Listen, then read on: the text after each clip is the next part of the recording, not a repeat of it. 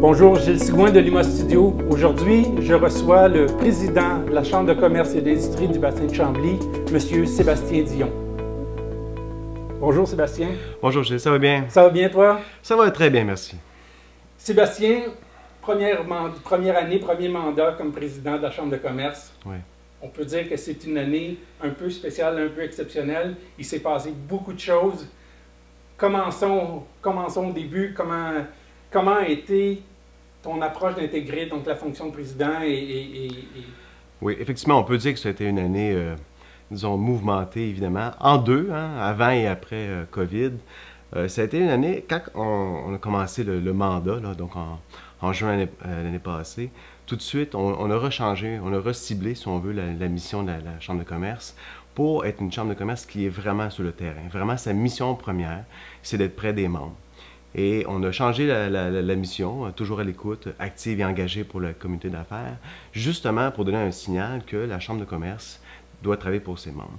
Et quand on dit membres, c'est tous les membres, là. Donc c'est pas juste les commerçants et les industriels, mais aussi les OBNL, qui font un travail extraordinaire, évidemment, sur le plancher. On le voit encore plus dans le temps de COVID, l'importance des OBNL.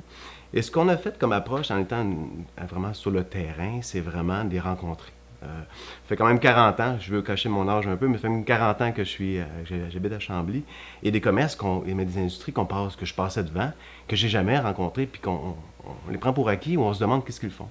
J'ai fait des belles visites, je me souviens d'avoir rencontré Font-Rémy, par exemple, une industrie extraordinaire à l'intérieur, avec Sabrina et tout ça. On a rencontré aussi Cargill avec Nicolas. C'était extraordinaire. C'est une usine qui est fantastique. On a un parc industriel qui est quand même assez important, qui a des grandes entreprises et des entreprises parfois qu'on connaît peu, là. Oui, on ne les connaît pas, on passe devant. Ecolofarm aussi, j'ai été impressionné. Il y a tellement d'entreprises qu'on n'a pas vues. Mais aussi, comme je disais, les OBNL, j'habite dans le vieux Chambly et je passais à tous les jours devant Trade Plus. Puis quand je suis rentré rencontrer Sylvie, ça a été une révélation. Il y a des choses qu'on ne voit pas, qu'on ne connaît pas de notre région. Et ça nous a permis ça, puis d'avoir vraiment le pouls exact de ce qui se passe sur le terrain. Donc ça a été la première chose qu'on a faite. Et la campagne Pensée locale vient aussi d'une réflexion qu'on a eue avec des clients. Donc, ce qui s'est passé, pour ne pas nommer le commerce, mais il y avait une cliente qui est rentrée dans un commerce. Ça faisait 20 ans qu'elle habitait à Chambly, qu'elle n'était jamais rentrée. Puis pour une fois, elle est rentrée, elle a vu tout ce qui se passait. Puis elle a dit au commerçant, mais mon Dieu, c'est vrai, on devrait penser local en premier. Donc, en étant près du terrain, on a un contact direct avec les clients, nos clients, puis les clients des clients. C'est comme ça qu'on a développé quand même des belles choses, je pense, cette année. On a fait des choses intéressantes. Pensée locale est probablement l'initiative qui a été la plus médiatisée de la part de la Chambre de commerce. On en parle beaucoup, on en voit beaucoup. Plusieurs campagnes, autant médias sociaux qu'affichage. Oui. Il y a d'autres éléments qui se sont rajoutés aussi à la campagne, pas juste penser mais achat local, mais aussi emploi local. Parle-nous-en un peu. En fait, oui, on n'a jamais autant parlé ce temps-ci de l'année, encore plus important, là, de l'achat local. Et on a commencé le lancement de la campagne. Alors, on se voit quand? Parce que justement, quand on est entre amis, puis tout ça, on dit tout le temps, ben, hein, on se voit quand, on se voit quand? Alors, c'est comme ça qu'on a commencé. Donc, on a fait toute une campagne. Et je pense ce qu'on a plus réussi notre épingle du jeu, c'est qu'on a vraiment misé sur les gens. On a vraiment misé sur leur histoire, d'où ils viennent, pourquoi ils ont décidé à Chambly. Donc, en misant vraiment sur l'histoire des gens, les commerçants, les industriels, des OBNL, je pense que ça nous a permis de sortir un peu plus vite de cette crise-là qu'on vit présentement. Si on avait misé uniquement sur les produits, il y a tellement de concurrence maintenant sur le web, avec Amazon et tout ça. Donc, en misant sur les gens, je pense que c'était la bonne solution. Puis le côté emploi emploi local? Oui, bien en fait, c'est un peu drôle parce que on a créé la plateforme juste avant la crise de la pandémie. On a créé un emploi local, c'est génial. Parce qu'il y avait une pénurie de main-d'œuvre. Il y a quelques mois, on avait une pénurie de main-d'œuvre assez importante à Chambly. Quand je dis Chambly, c'est la région de Chambly, simplement ça inclut Carignan et Chaillot-Saint-Mathias. Donc, on avait créé cette plateforme-là justement pour que les entreprises affichent les postes. Et là, avec ce qui se passe présentement, donc on relance, si on veut, la plateforme justement pour faire le match entre les besoins de main-d'œuvre. C'est encore plus important. Autant que c'est une question de pénurie, autant que c'est un contexte de taux de chômage de 20 à 20 dans la région. Donc, ça va être encore plus important de relancer cette plateforme-là. Ouais. Donc, pensée locale, emploi local, ça a été vraiment les éléments forts, du moins les éléments qui ont été mis de l'avant le plus au niveau de la Chambre de commerce. Quelles sont les autres initiatives que la Chambre fait, sur lesquelles la Chambre travaille, qu'on ne voit pas autant? Bien, en fait, on a eu des beaux événements l'année passée, en 2019, jusqu'à mars. On a des événements extraordinaires. Par exemple, le cocktail de l'été, c'était le premier événement qu'on a fait après ma nomination, en fait. C'est en juin, mais le premier événement qu'on a eu, c'est en juillet, au cocktail de l'été, à l'Éclusier. Et il s'est passé quelque chose d'extraordinaire parce que c'était un peu à la veille des élections municipales, donc on sentait un vent de renouveau, si on veut. Et il y a une phrase, comme l'ami Carl a dit, Sébastien, tu sais, on sera ensemble avec le sourire. Et c'est resté cette phrase-là, tous les événements qu'on veut faire et toutes les photos qu'on a retenues, les tiennes évidemment, on a toujours misé sur le sourire des gens et ça comme teinté, si on veut, pour le reste de l'année, tous les événements qu'on a eus. On a eu après le golf, par exemple, c'est un événement extraordinaire. Il y a eu à peu près 125 joueurs. On a eu le cocktail d'automne à la FADOC, un événement vraiment très spécial. Il a manqué du courant à peu près 2 heures avant l'événement. On était un peu très nerveux par rapport à ça, parce que c'était le lancement de la campagne. Alors on se voit quand. Il y a eu le cocktail, c'est la soirée d'hiver en décembre, que c'était un événement complet. Donc, pour nous, la Chambre, un événement complet, c'est très significatif de l'implication de nos membres à nos événements. Il y a eu aussi, évidemment, la soirée, le cocktail. C'est un cocktail un peu d'hiver, mais c'est une soirée un peu qui était le bar d'un soir, le barman d'un soir, pardon. Et ça, c'était à la fin janvier, c'était au Délire et Délices. Ça a été aussi un événement extraordinaire. C'était pour donner des sous, évidemment, à Entraide Plus aussi. Et ça a été un événement qui s'enlignait, si on veut, pour comment être 2020. Donc, beaucoup de participation, des gens qui étaient impliqués. Et ensuite, il y a eu un dîner extraordinaire avec les 4 maires, la maire et mairesse de la région. C'était la première fois qu'on le faisait sous cette forme-là. Ça a toujours été le maire de Chambly habituellement. Donc, les maires et mairesses ont pu expliquer comment ils voyaient la vision de 2020 par rapport à ce qui s'en venait. On devait avoir un dîner aussi avec le ministre Roberge. On était prêt à cet événement-là pour lui poser des questions pour comment sa vision des choses. Et paf, la pandémie arrive, ça change le portrait au complet. Là.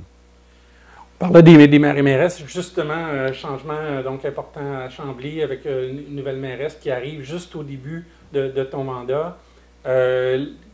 La collaboration entre la Chambre de commerce et la Ville est assez importante, même cruciale. Comment sont les relations avec justement la nouvelle administration? Ah, très bonne. Avec les 4 villes, tout ça, c'était un de mes premiers réflexes, évidemment, c'est de les contacter, puis voir leur vision des choses, de se présenter, puis travailler ensemble. Surtout pour la campagne Pensée locale, ils ont été impliqués dès le départ, puis tout ça. Donc, vraiment une très belle relation. Évidemment, on se dit des choses, évidemment, c'est la vision, le rôle d'un président de chambre de commerce, évidemment, c'est de rapporter l'opinion de ses commerçants, puis de faire avancer les choses. Surtout en période de pandémie comme ça, il y a des choses qu'on pense qui peuvent être positives pour les commerçants. Donc, nous, notre rôle, finalement, c'est de valider auprès de nos membres ce qui peut être fait, quelles sont les solutions, quelque chose qu'on peut apporter. C'est vraiment le rôle là, de communication là, qui doit être fait. Et je pense qu'on s'en tire assez bien. Parlons des membres, justement. Donc, c'est un élément essentiel d'une chambre de commerce, d'avoir des membres qui sont actifs, qui sont présents. Ouais.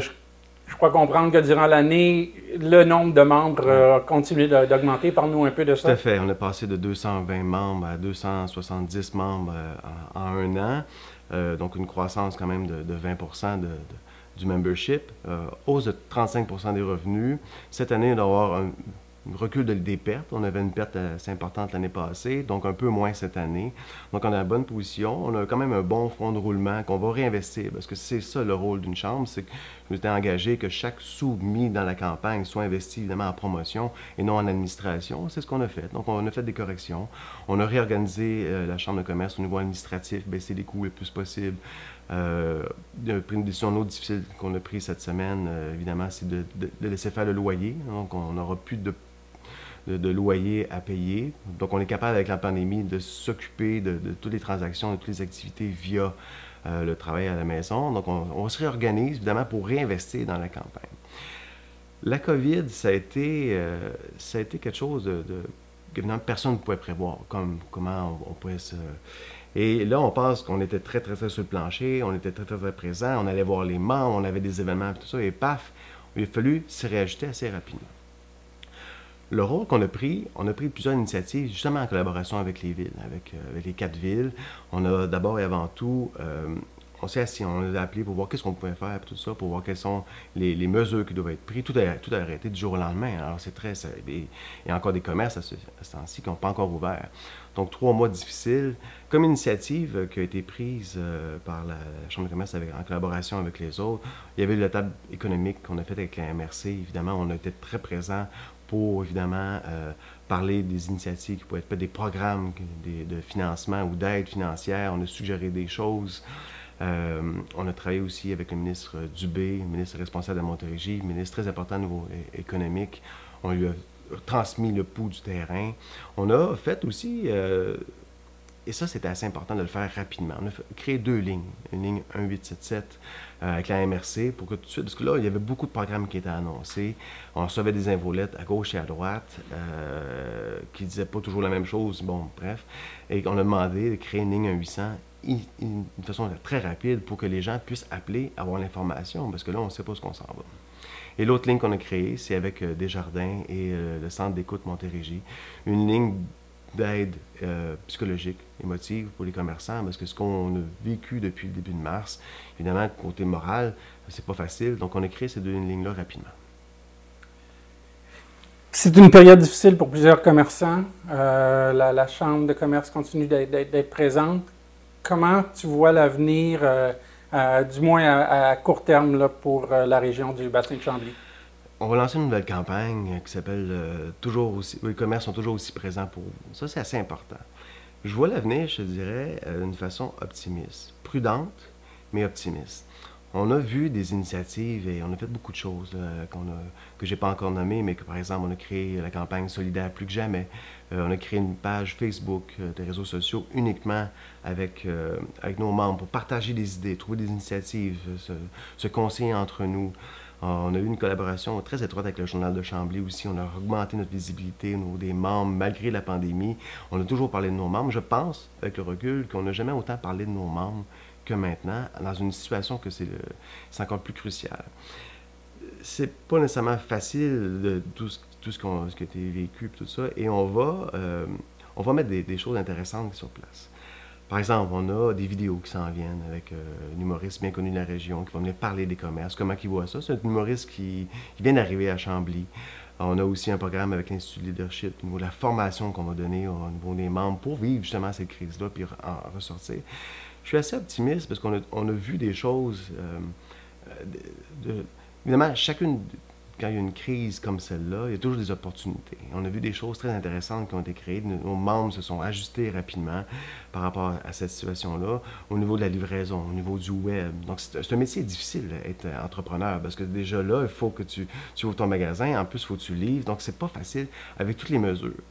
Et quand on parle de commerce de proximité, c'est pas juste être à côté de chez nous, un commerce de proximité, c'est cette proximité-là qu'on veut aller chercher avec le client, qu'on a toujours eu en tant que petit commerce et industriel.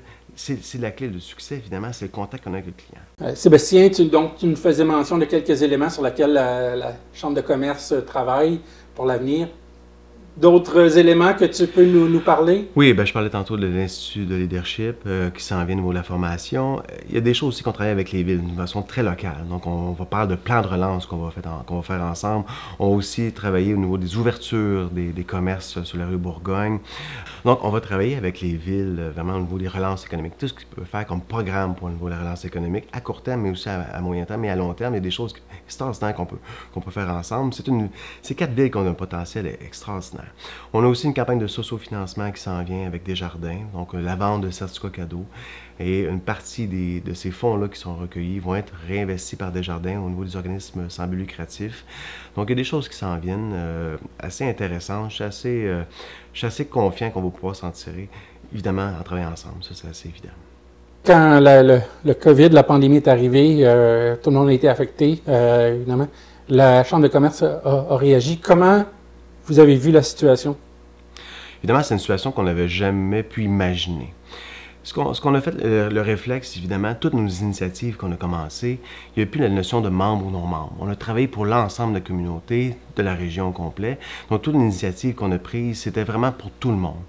Parce que les gens, au début, au niveau des implications, savoir, est-ce qu'on fait un sondage, savoir si, c'est quoi l'impact de ça? Bien, j'ai dit, c'est pas le temps de faire un sondage. On parle du début de la pandémie.